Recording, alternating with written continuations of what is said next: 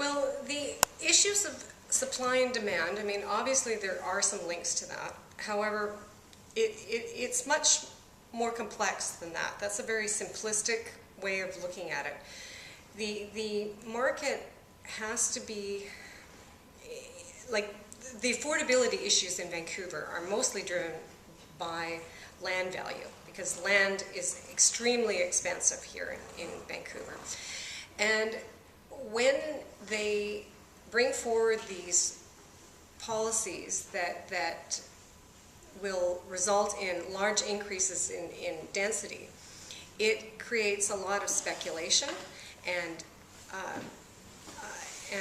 transfers of land and these things that drive up property values. And that goes to affordability. That goes directly to affordability. And it is an issue of really getting down to what we need in order to meet our growth expectations in a realistic way, and then finding ways of implementing that without creating a whole lot of speculation that is going to inflate land and make it more expensive to develop. So it's not just an issue of how many units you create. I mean, look at all the density that they have created over the last 10 years. And yet they end up with empty buildings and empty units. 20,000 is estimated to be in Vancouver. And how is that affecting affordability? I mean, if the actual values have like tripled in the last year, even in spite of it. I'll ask Randy questions in a couple of minutes. I'll just finish with you, Sure, Elizabeth. that's fine. One thing, Peter Ladner was on David Berner's television show, and he was talking about that maybe there's time for a discussion on whether we should have restrictions on foreign buyers of Vancouver real estate. What are your thoughts on that issue? Well, I don't know how exactly that would take, because I mean, you have to be careful about not over-regulating things, but we definitely have to look at how the foreign money is coming into the city and how it is being spent, and you know, is this productive towards the long-term sustainability of Vancouver? So I think that there is definitely room for that kind of discussion, and we have to look at how that is done.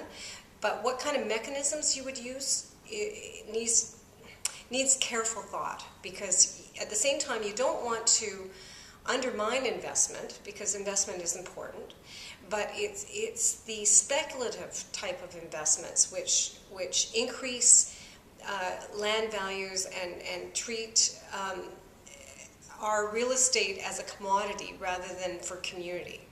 And I think that we need to really get back to having more input from the grassroots level about what we design our neighborhoods for and how we keep that character.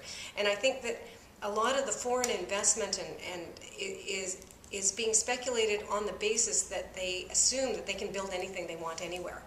And that is making it worse. So I think a lot of it comes down to So are you saying that there needs to be a review by the city or by a blue ribbon committee or? Well, I think maybe both. I mean, what we need to do is have some real discussions rather than just in the back room, which is what is happening now. I mean, now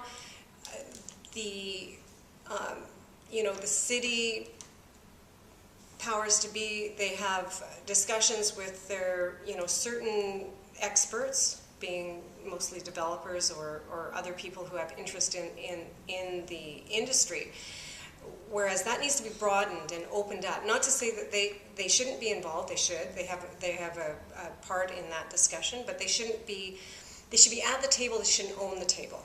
And that's what's happening right now, is that there's just not enough other people that have a real stakehold in how this city evolves, and the majority of the population are not being heard.